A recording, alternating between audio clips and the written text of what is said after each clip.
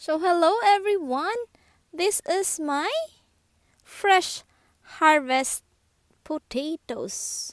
So fresh potatoes from my garden. So I harvested them today.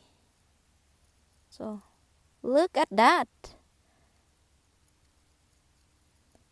It's really good to have your own garden. You can harvest fresh. So as you can see, it's a lot of potatoes.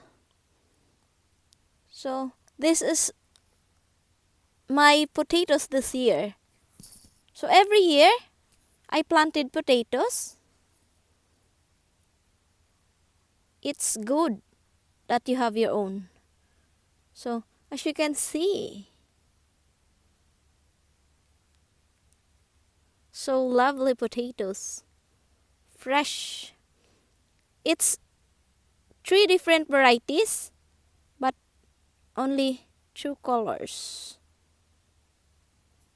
So potatoes is not hard. You just plant them and then wait for them to be ready. So that's my fresh potatoes. So I love gardening. I love nature. I love planting. So that's why. So ayan po yung kagandahan, guys.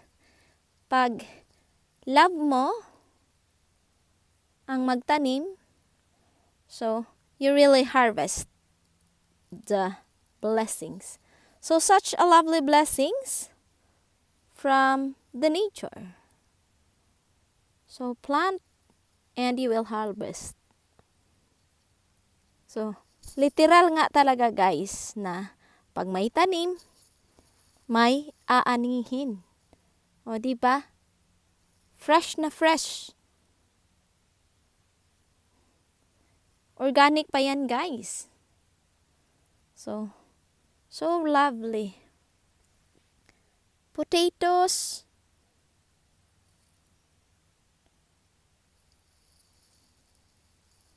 Yan. So every year, nagtatanim talaga ako, guys, because I love to plant.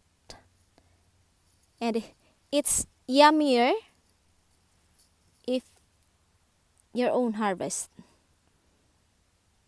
So as you can see. So that's my harvest for this year. Lovely potatoes, fresh from my garden. So ayan. So nakakatuwang magtanim, guys, kasi talaga namang makaka-harvest ka. So ugaliin po nating magtanim. Yan. We should plant our own. We save a lot of money. And of course, we know that it is fresh and safety. It's organic. So thank you so much for watching, guys. Happy planting, everyone. So sana po lahat ay mainganyo.